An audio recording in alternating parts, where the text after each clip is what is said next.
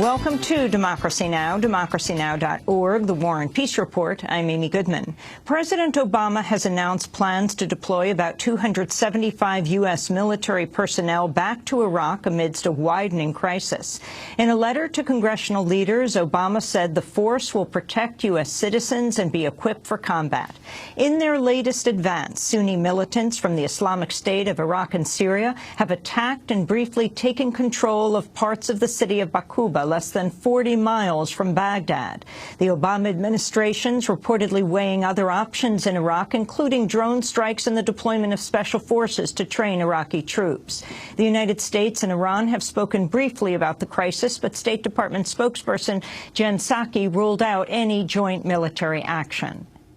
I would remind you that we've had similar conversations in the past with Iran regarding Afghanistan. These consultations would be along those lines. We're not talking about coordinating any military action in Iraq with Iran. We would encourage Iran to push the Iraqis to act to address problems in a non-sectarian way.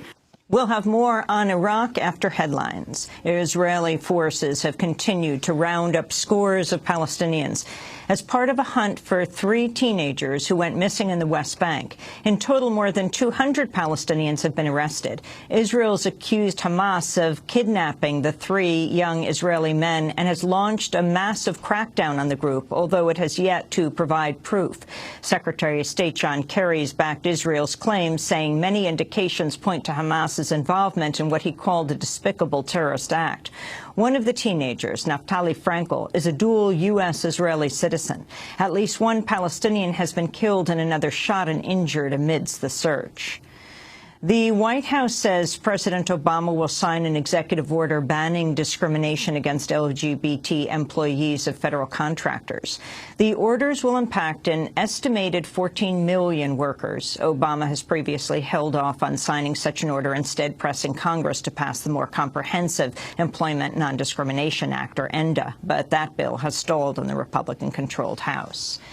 Georgia is set to execute a death row prisoner this evening using a single dose of pentobarbital from a secret source. On Monday, a federal judge rejected Marcus Whelan's argument that the secrecy violates his rights and could cause undue suffering. Unless a court issues a reprieve, Whelans will become the first prisoner executed in the United States since the botched execution in Oklahoma of Clayton Lockett, who writhed, groaned, and took 43 minutes to die. Initial findings from an independent autopsy released last week found the execution team failed to properly place Lockett's IV. 2 other executions are planned for Wednesday in Florida and Missouri, 2 states that also conceal the sources of their lethal drugs. The U.S. Supreme Court has rejected an appeal from Argentina over its $1.5 billion debt in a ruling critics say validates predatory behavior by so-called vulture funds.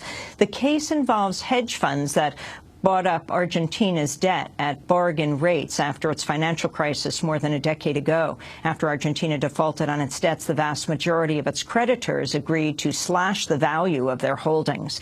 But NML Capital and other firms refused to accept the deal, instead seeking full repayment. Monday's ruling leaves in place a lower court decision ordering Argentina to pay the companies. Argentine President Cristina Fernández de Kirchner addressed the nation after the ruling.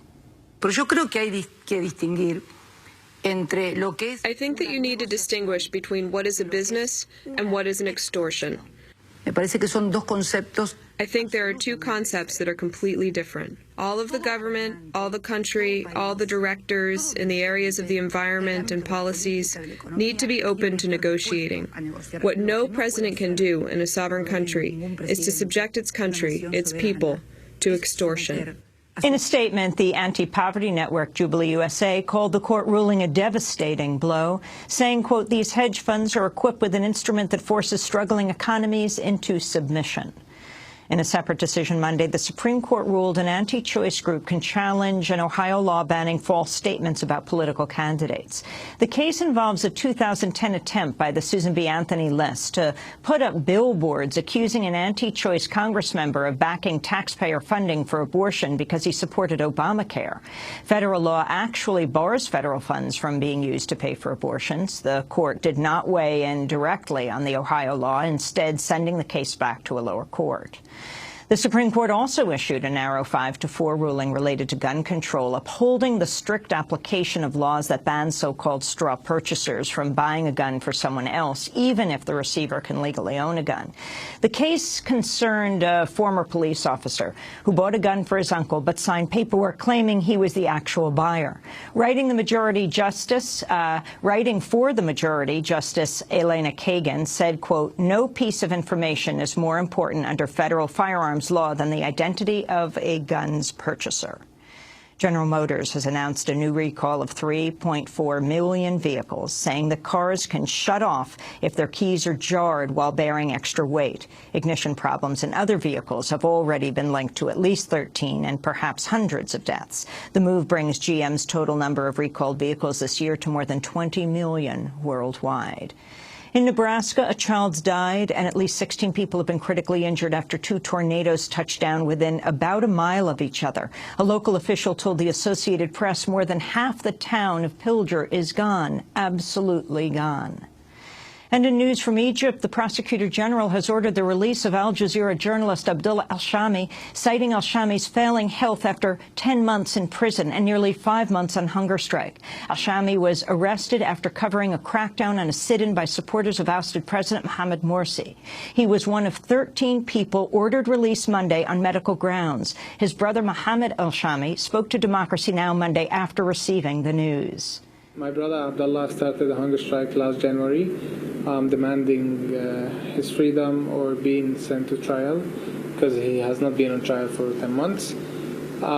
He lost more than 35 kilograms of his weight, and his health was deteriorating for the last month, and he had a blood test that said he had anemia and beginnings of kidney failure. He's in jail since August 2013, and of course him being released after all this time and after going into hunger strike and all the problems he's been through because of the hunger strike, like being transferred to solitary confinement, and him finally to be released in a few hours is an excitement for me, for the whole family, for everyone who knows him or even just heard about his case. It's a wonderful day and time for everyone, and everyone is happy. Mohamed Elshamy is the brother of Abdullah Elshamy. His release papers have reportedly been signed, and he could be out later today.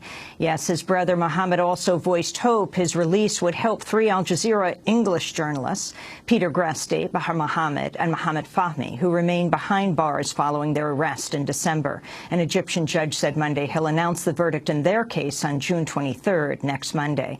To see our full interview with Mohamed Elshamy, you can go to our website at democracynow.org. And those are some of the headlines. This is Democracy Now!, democracynow.org, The War and Peace Report. I'm Amy Goodman. And I'm Aaron Mate. Welcome to our listeners and viewers around the country and around the world.